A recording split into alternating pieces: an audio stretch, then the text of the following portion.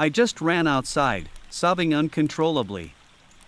It was horrifying. Blood was splattered all over the floor. Everywhere I looked, there was blood. I wanted to call 911 to report it to the police, but this place was so remote, my phone had no signal. In a panic, I jumped into my Porsche, slammed the gas pedal, and sped off like crazy. By the time I got back onto the highway, I started to calm down a little. On the way here, I couldn't wrap my head around it. James Carter, my husband, cheated on me. Why would he choose such a desolate place for his affair? He's the CEO of Carter Enterprises. If he wanted to cheat secretly, why not rent a penthouse suite at some luxurious hotel? What kind of nonsense is this? But I never expected him to end up dead. He's gone forever. Just like that, I went from being the betrayed wife to becoming a widow in the blink of an eye. I didn't know whether to cry or laugh. Then my phone started ringing. The signal bars finally appeared. I quickly dialed 911. Hello, my husband is dead. Suddenly, a traffic cop pulled me over. Ma'am, you can't talk on the phone while driving. Then he paused. Wait, isn't that you again? I recognized this officer. His name was Ryan Miller. Just 2 days ago, he had fined me for speeding. The warm presence of the police officer somehow comforted me, and I burst into tears. Officer Miller, my husband is dead. What? My husband is dead. I cried, choking on my words. Lately, I suspected him of cheating, so I put a GPS tracker on his car. This morning, he drove toward the Catskill Mountains on the outskirts of town. When I followed him, I found an old, run-down apartment building with rusty stairs. On the 4th floor, where he was meeting someone, there wasn't even a door. Clothes were scattered all over the floor, both men's and women's. And inside, I saw 2 human skins. Officer Miller listened carefully, then turned and waved to someone behind him. Bring the breathalyzer over here. Let's check Mrs. Carter. I'm not drunk. It's true. There was blood everywhere, and the killer might still be there. I heard strange noises coming from inside. It sounded like someone needing meat to make hamburgers, you know what I mean? Like flesh being mixed together. Maybe because I was crying so hard, Officer Miller finally took my situation seriously. He opened the car door for me. I'll take you to the police station. Thank you, I sobbed. But, Mrs. Carter, wearing high heels while driving is against the rules. My husband is dead. Officer Miller drove me to the police station. As soon as we walked in, the chief greeted me with a big smile. Mrs. Carter. We were just about to send people out to look for you. Thank goodness you're safe. Seeing my confused expression, he explained, earlier today, Mr. James Carter came in to report that you were missing. Since you're pregnant, we were planning to organize a search party. Now everything's fine, Mr. Carter will be relieved. What do you mean, my husband is still alive? I was stunned. How could that be?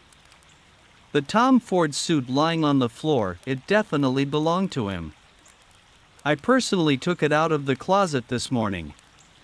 While we were talking, a group of people entered from outside. The man leading them was dressed impeccably in a suit, surrounded by assistants. Look who's here. James Carter walked in, spreading his arms affectionately. Claire, where did you run off to? I observed my husband carefully. He seemed completely normal. Handsome as ever, not even a hair out of place. Had I just had a nightmare in the car? Or was I hallucinating because I was so anxious about being cheated on? He was still the same as always, gently cradling my face. Look at you, making me search everywhere for you. Suddenly, my heart started pounding. The smell of rust. His right hand faintly carried the scent of rust. It was the same smell as that rusty staircase. He must have been there. I abruptly pushed him away. What's wrong? James Carter tilted his head. Husband. I think we need some time apart to calm down. Why? The police station fell silent. The next moment, Officer Ryan Miller stepped out of my Porsche. What's going on here? He held up my car keys and asked. James Carter narrowed his eyes. I quickly grabbed Officer Miller's arm and pulled him outside, whispering, "Just go straight. Don't look back." Half an hour later, Officer Miller paced back and forth in front of me. So what you're saying is, you told James Carter that you're keeping me as your lover? Not exactly keeping, don't put it like that. It's just an affair. Just an affair? Really? Officer Miller turned on the TV. News headlines across all channels blared, CEO of Carter Enterprises heartbroken after being cheated on. James Carter had posted on his personal Twitter, "Every married couple has their ups and downs after 7 years of marriage. Claire, just know that I'll always be here waiting for you to come back. I hope everyone who sees Claire will help me convince her. She's pregnant, and this isn't a rational decision." Attached was a picture of me. I have to admit, the photo was decently photoshopped. Officer Miller snatched the phone from my hand. "Mrs. Carter, stop scrolling through Twitter. You've caused enough of a scene. At this rate, I'm not getting promoted anytime soon. Right now, you need to go home immediately and explain to James Carter that I'm not your secret lover. Then, deal with the violation of wearing high heels while driving, all right? I can't go back. My husband really has a problem." I told him about the smell of rust. Officer Miller sighed. "All right, let's go to the scene and check it out. If there's really blood and human skin like you said, I'll call the homicide investigation team. If not, you go home and let James Carter take you to see a psychologist. Deal?" I nodded furiously like a pecking chicken. Officer Miller absolutely refused to get back into my stylish Porsche. I sat in the passenger seat of his old Ford, heading back to the scene. At midnight, we climbed the abandoned stairs to the 4th floor of the old apartment building. The dim light from our phone flashlights illuminated the area. The floor was spotless.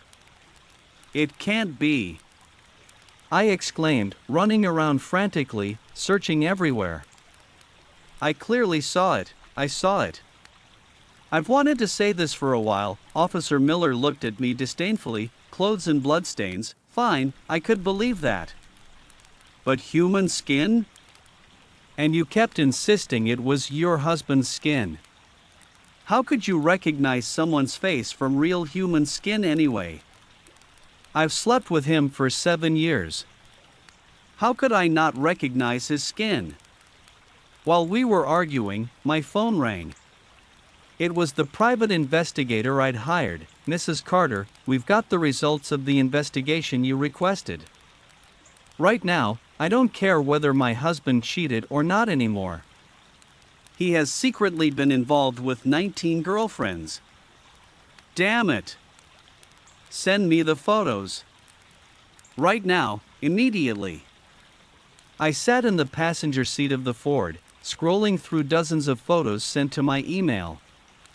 In the pictures, James Carter was dressed in all black, black hat, black mask, completely covered up, accompanied by various beautiful women. There were even some handsome men among them. At this point, I felt like I could really peel James Carter's skin off myself. How is he so skilled? How does he manage his time like that? James Carter isn't just good at managing his time, he also handles finances exceptionally well. After each brief affair, these women are sent abroad and never return, so you wouldn't know about them. I burst into uncontrollable sobs. My fate is so tragic. Wait. Suddenly, a blind spot occurred to me. Not one of them came back? Yes, they were all arranged to go abroad. Are you sure they actually went abroad? I trembled as I asked. Can you find any traces of one of these lovers? People who are alive leave traces, right? Even if they've gone abroad, investigate, look into it right now. 40 minutes of driving later. The other end had investigated 3 people. No updates on their social media, no activity in their bank accounts, not even immigration records. Nothing at all. Shit. Officer Miller's face finally turned as pale as mine. I lunged forward and clutched his arm tightly. Officer Miller, you have to take charge of this case. Don't tell me the police department, even the city government, has been bribed by my husband. For God's sake, I'm just a traffic cop. And I'm a pregnant woman. I cried until tears and snot streamed down my face. Have some pity on me. The father of this child has killed 19 people, he's insane. I'll probably be the 20th. Officer Miller's face turned ashen gray. Don't you have any dreams of serving the people? Ha! Think about me becoming a widow raising a child. I've only stayed home and played since marrying him. I've never even peeled a shrimp myself. Now what do you expect me to do, fight him? Shut your mouth for me. Officer Miller covered my mouth with his hand. Finally, reluctantly, he agreed to take me under his protection. The private investigator said he'd send me the whereabouts of those 19 people tomorrow. But it would cost extra.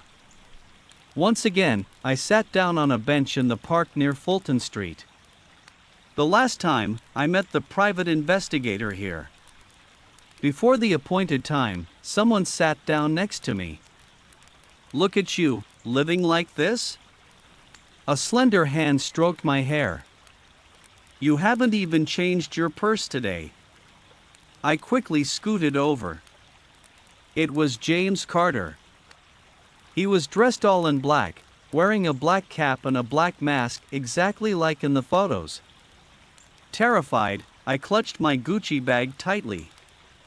Was I about to die? Where did you go last night? He reached out and grabbed the back of my neck, as if squeezing a small cat. James, I think our relationship has cracked, so I won't report to you anymore. Why? Is our relationship unable to withstand a little test? His voice remained gentle and deep as always. My tears flowed like a broken faucet.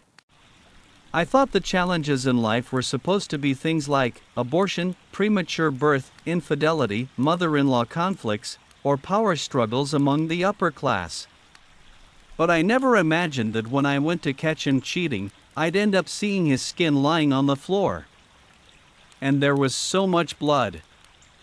I'm just a pregnant woman at 4 months. Why do I have to endure a test like this? Choking back sobs, I said, I'm sorry. Did someone say something to you? James Carter leaned closer, patiently comforting me. Was it Officer Miller? Don't ask anymore. Either way, I don't love you anymore. I turned my head away. The child in my belly isn't yours either. James Carter smiled gently. That's impossible. In the sunlight, his pupils were very pale, so pale they shimmered with a golden hue. Even if you cheated, my sperm would kill any other human sperm. A loud ringing sound echoed in my head. He had just used an extremely technical term, human. Is this the kind of language that comes up during divorce negotiations? Someone walked by from across the street. It was the private investigator. James Carter raised his hand and flicked his fingers lightly. A large truck sped past me in a flash. Then came the sounds of BAM and splat. The crowd erupted in chaos. Blood and flesh were scattered across the street. I slowly slid down to the ground. He won't divorce you easily unless you provide evidence of irreconcilable differences. Do you have any, Claire? James Carter held me close, whispering in my ear. I shook my head. Then is there still a problem? Yes. I felt like I was about to go into premature labor. James Carter drove me home. There was already a doctor waiting for us inside. My family's company specializes in biopharmaceuticals, so since becoming pregnant, I've never been to a public hospital. Instead, I have a top-tier medical team monitoring my health around the clock. James Carter carried me to the bed, and the doctor attached various devices to my body. Mrs. Carter is fine. Both mother and baby are safe. James let out a sigh of relief, placing his hand on my belly and gently stroking it. Don't run around anymore, okay? You're pregnant. His gaze was gentle, as if nothing had happened, as if half an hour ago he hadn't just snapped his fingers and killed someone. This made me feel deeply conflicted. The relationship between James Carter and me had always been good. So after everything that had happened, I subconsciously doubted whether he was really him. Had my husband's soul been replaced? But now, I actively dismissed that possibility. Eyes can't lie. He truly was the partner I had loved for 10 years. But how could I explain things like adultery, murder, and those strange, incomprehensible superpowers? My mind buzzed, and I fell asleep in his arms. When I woke up, I despised myself. Claire Carter, how could you fall asleep at a time like this?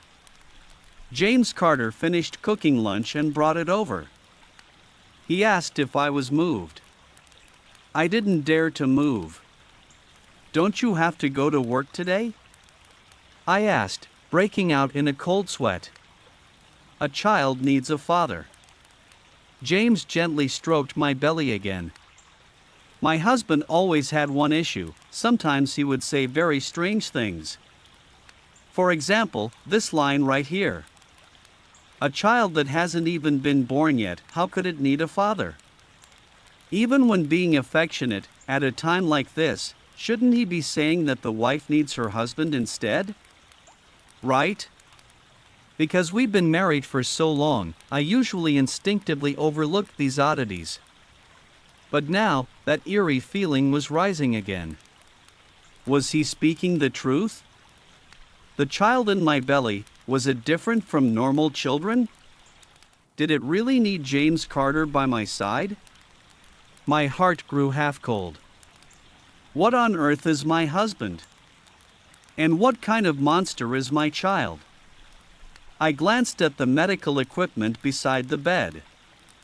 Right now, I really wanted to go to the hospital for a proper prenatal checkup. The problem was, I couldn't even leave the house. Fortunately, my husband was still my husband, and I knew how to handle him. I sat up and pushed away the nutritious meal he had prepared. I don't want to eat this. I want roasted chicken from Ruby's. What chicken? I spent all morning making these dishes. I absolutely have to eat it. Afterward, I'll stop by Nordstrom. My shoes and handbag order has arrived. I was usually quite spoiled. And now I'm pregnant too. James Carter couldn't persuade me. You lie down, I'll go get it for you. He glared at me before stepping outside. As soon as he left, I grabbed my shoes without a second thought, sneaked out of the house, and ran straight to the traffic police station. Officer Miller was interrogating a driver. When he saw me, he picked up his water bottle and walked over. This morning, when you went to Fulton Street to pick up the photos, did you see the accident that happened there? I was just about to tell you this. My private investigator is dead. Dead on the spot. He was hit by a car. It was him who did it.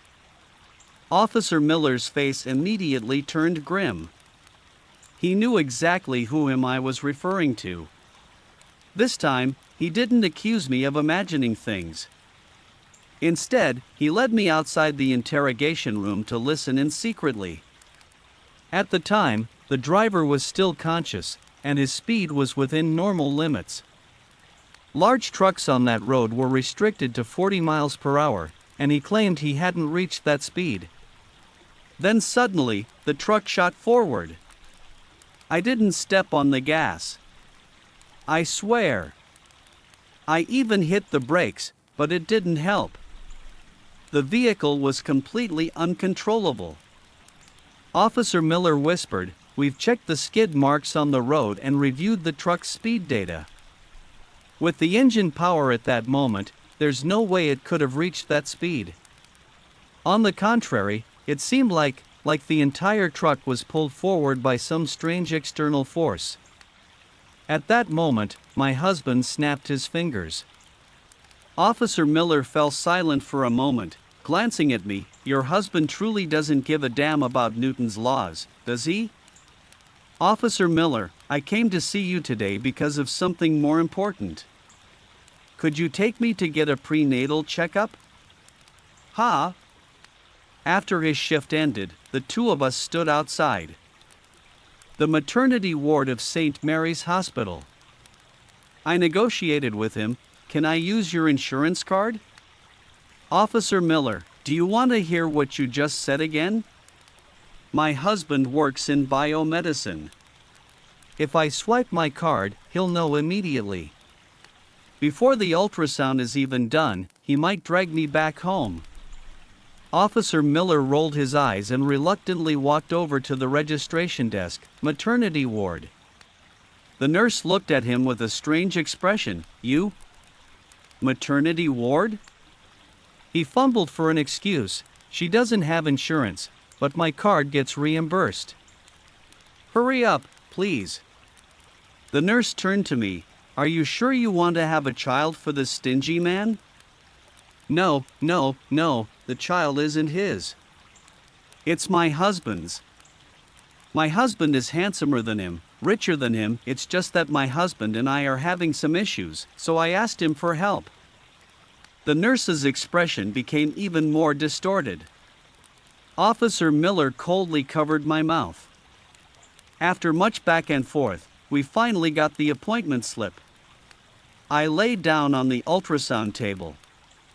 The doctor was chatting cheerfully, then suddenly swore under her breath. I anxiously asked, "What's wrong? Is something wrong with my baby?" You're not pregnant." The doctor stammered. "What are those dense things in your uterus? Insect eggs." It felt like I'd been struck by lightning. "What? Insect eggs? And moreover, your liver seems to be gone." Her face turned pale as she moved the ultrasound probe over my stomach. "Your liver, it seems to have been eaten." After a series of tests, I collapsed onto a hospital bench, sobbing uncontrollably.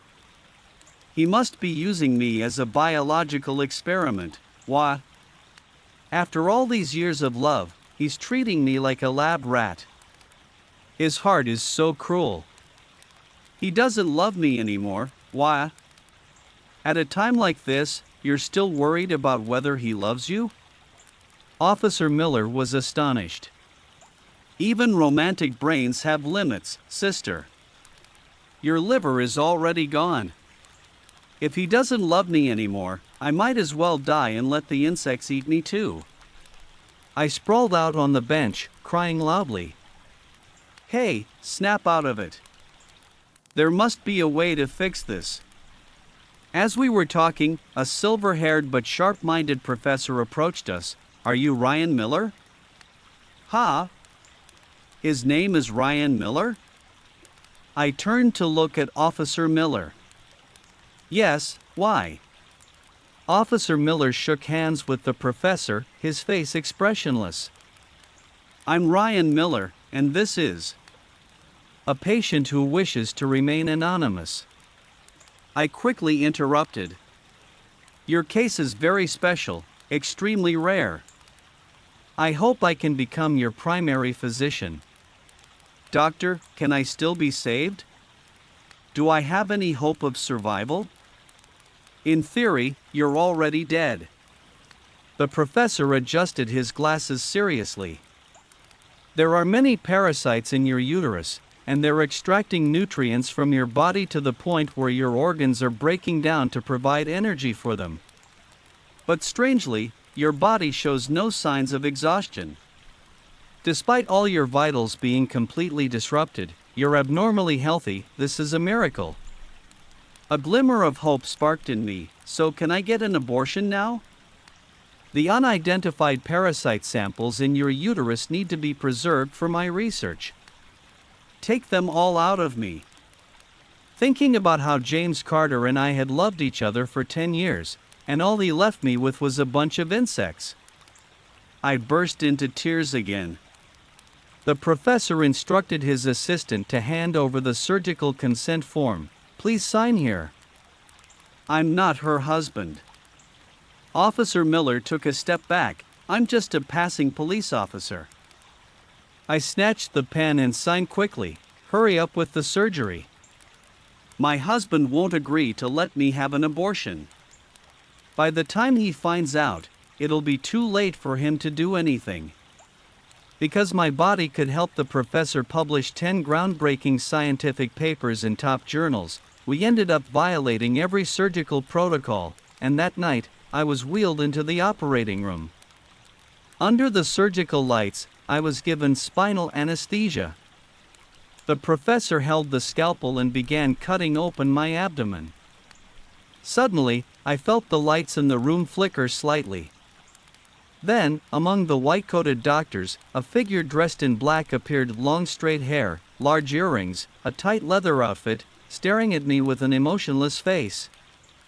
I screamed at the top of my lungs, "Ah! Ah!" The professor jumped, his hand trembling. "What are you screaming about? There's someone behind you."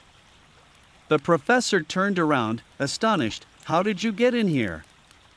Before he could finish his sentence, a sudden burst of energy exploded. All the medical staff were thrown backward by an invisible force. Sparks flew from the equipment as they crashed against the walls. In an instant, the operating room descended into chaos, and everyone passed out. Only I remained on the operating table, my abdomen cut open. "You can't come near me." I recognized her. She was my husband's last extramarital affair. That day, on the 4th floor of the abandoned apartment building, what I saw was her human skin along with James' clothes. She ignored my screams and glided toward me gracefully before delivering a decisive punch directly into my wound. Aha! I felt her icy hand rummaging inside my body, searching for something. Just as I was about to die from the pain, suddenly, small tentacles sprouted from my wound. They grew at an unbelievable speed, becoming thick and blood-red, tightly coiling around her arm. She frowned, trying to pull her arm free, but the tentacles tightened further. With a sharp swoosh, they cleanly severed her right arm. Severed it completely. I don't know where I found the strength, but I crawled off the operating table, screaming and running outside, "Help! Help!" Friends, the scene at that moment was truly horrifying. The entire hallway was deserted, and outside, the storm raged with heavy rain and wind, not a single ray of light penetrating through. As for me, my abdomen was wide open, a severed arm still lodged in my stomach, while my husband's mistress, pale-faced, dragged her remaining arm as she chased after me. Blood poured out of me everywhere, and with the anesthetic injection, I couldn't run far. It wasn't long before I was cornered under the window at the end of the hallway. "Give me his sperm," the woman said coldly, pressing closer to me. I snapped angrily, "I'm his wife." At that moment, the window above me suddenly opened, and the storm winds battered inside. I looked up. James Carter, wearing a suit and leather shoes, his face darkened, climbed onto the 13th floor window frame in an unnatural posture. "Husband. She's threatening me." I burst into tears on the spot. "It's okay." He raised his hand, gently stroking my head from above, then suddenly swung his fist, knocking her head clean off. The head rolled across the tiled floor. At this moment, I realized that whether on her hands or neck, she wasn't bleeding at all. The headless body remained completely unaffected and suddenly lunged toward me. My husband lifted her with one hand and threw her straight out the window, then he leaped into the storm, disappearing in the blink of an eye. I couldn't handle the shock and fainted on the spot. In my dream, I kept hearing strange flute music. The melody felt familiar, but no matter how hard I tried, I couldn't remember where I'd heard it before. Then, the flute turned into frantic screams, waking me up. Before my eyes was the same hallway, but this time it was brightly lit, bustling with medical staff pushing carts back and forth. "Miss, are you okay? Miss?" A doctor called out to me. "I'm not feeling well." The doctor cut open my abdomen, but there was some issue, and they haven't stitched me up yet. I sobbed, pulling up my surgical gown. But I quickly noticed that aside from a little blood, my abdomen had no wound. Of course, there were no tentacles or severed arms either. Had I just dreamed a bizarre dream? "Hurry and call the professor here, I have something to ask him." "Why is it so noisy here? Who's screaming?" The entire hallway echoed with continuous, ear-piercing screams. It was like mass hysteria, wild, horrifying, unrelenting, flooding the 13th floor to the point where normal conversation was impossible. The medical staff ushered me into a patient room, looking at me with fearful eyes. "The professor can't come anymore. They've all gone insane." I froze. Gone insane? When we entered the operating room, everyone was lying on the floor, and the operating table was empty. We resuscitated the surgical team, but after they woke up, they became like this. "Do you know anything about it?" "She knows nothing." The door was pushed open. James Carter walked in. He looked disheveled, his suit torn to shreds, his entire body covered in blood, clearly having just endured a fierce battle. He took a large towel from a medical staff member, draped it over me, and gently wiped my face. "It's all right." As soon as he comforted me like that, my tears poured down like rain. "What's going on?" I sobbed, clutching his shoulder. "Damn it, he stank." His body reeked of a foul odor. If it weren't for my genuine love for him, I would have vomited already. Just as James Carter helped me up to leave, the head of the homicide investigation squad burst into the room. "Mr. Carter, please come with us. We currently suspect you're involved in a murder case." My heart skipped a beat. What's going on? Has the police already investigated my husband by this point? I'm sorry, what did you say? Half an hour ago, someone found a fresh human skin in the trash bin on Fulton Street. The detective held up a photo. Security cameras captured you appearing there. You mean I skinned someone and dumped it there? James Carter sneered. Have you ever skinned a person before? Detective Chief?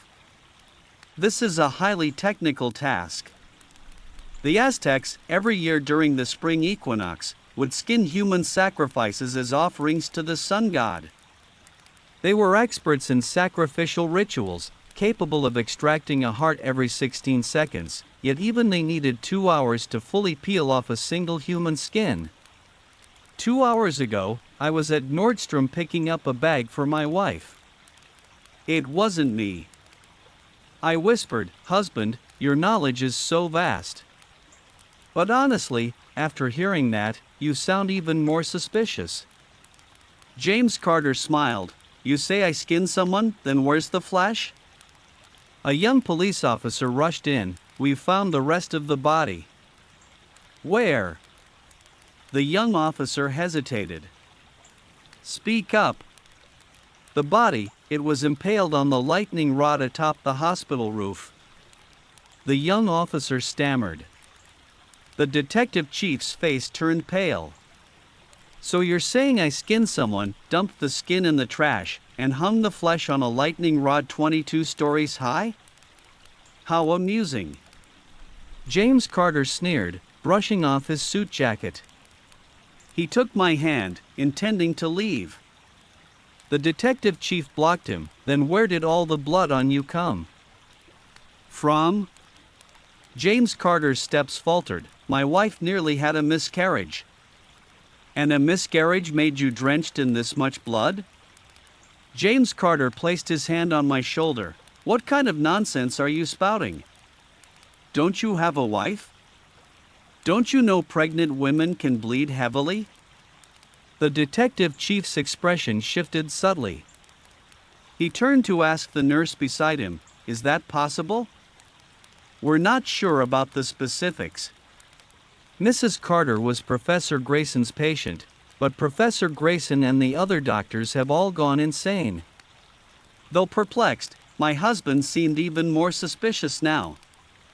"Mr. Carter, you appeared at the crime scene.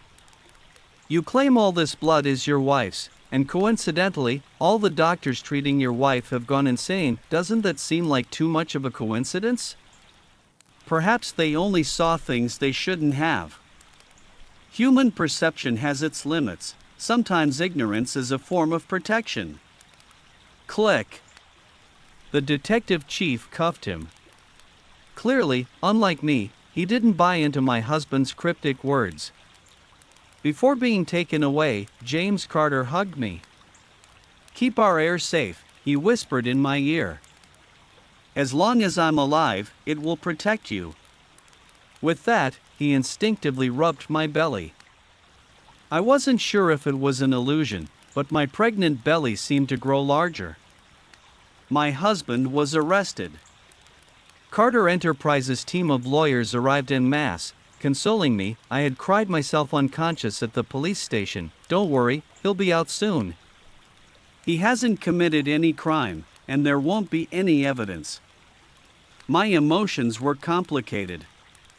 On one hand, I certainly didn't want James Carter to be sentenced to death. On the other hand, I didn't want him released too soon either. My husband was clearly hiding something from me, and it was no small matter. Damn him, he's hidden it so well that even the law can't touch him, let alone me, a mere housewife. I decided to investigate him from a different angle. I went to the police and reported that the deceased had been having an affair with my husband. "Can you tell me who this woman is? Why did she destroy my family, Hohu?" The kind-hearted chief detective told me that the deceased was named Tara Sullivan, a photographer. 2 years ago, she gave up her high salary and quit her job at National Geographic. After that, her whereabouts became erratic. Last week, she arrived in Seattle from Kane County. It doesn't seem like she had any prior connection to Mr. Carter. This doesn't look like a crime of passion. So why did she come to Seattle? We're investigating. Since Tara Sullivan had no hotel reservation records in Seattle, it seemed she didn't have a fixed place to stay.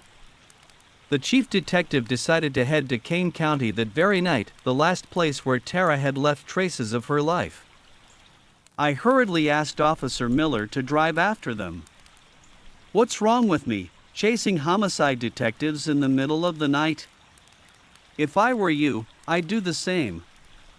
Besides, when my husband gets released and finds out you took me for a prenatal checkup, the next person to be hung on a lightning rod will be you." Officer Miller cursed under his breath and floored the gas pedal. The drive from Seattle to Kane County was long, and I eventually dozed off in the passenger seat. Almost as soon as I closed my eyes, the strange flute melody rang in my ears again. The tune grew louder and louder, louder and louder. I couldn't take it anymore. "Ryan Miller, what kind of demonic music are you playing?" But the scene before me had already changed. I was no longer in the car. Instead, I found myself in a half-underground mud brick house. The sky was just beginning to brighten. A few women dressed in ancient attire were chatting beside my bed. Their pronunciation was strange, unfamiliar, nothing like any language I knew, but my body seemed to be instinctively compelled. I sat up from the bed and respectfully followed them outside. At this point, I realized I couldn't control my body. This must be a dream. Outside was a vast square. On both sides of the wide road, every few steps there was a tall pole, each one displaying something black and ominous. It took me a long time to realize. Each one was a person. Some had their limbs severed. Others were split in half, their ribs exposed. I remembered a book I once read about the evolution of writing. It mentioned that in ancient texts, characters like sacrifice or offering originally referred to human sacrifices made to the gods, vividly depicting the shapes of disemboweled bodies hung up for display. I nearly vomited. How long was this road? How many people were hanging there? I walked toward a raised platform in the middle of the square, along with two other young women, and received 3 bronze basins from someone who appeared to be the high priest. Inside the basins were, respectively, a human head, a heart, and ground meat. I wanted to vomit, but my body in the dream remained calm under the watchful gaze of a powerful figure above. I carried the bronze basin toward a nearby mound, as if this were all familiar to me. Our procession entered the mound at sunrise, stepping into the gaping cave-like entrance. The torchlight on the walls cast airy, dancing shadows. Inside the tunnel stood a large stone, carved into an altar. We placed the bronze basins on it. One of the young women accompanying me began to chatter excitedly. This time, I seemed to understand.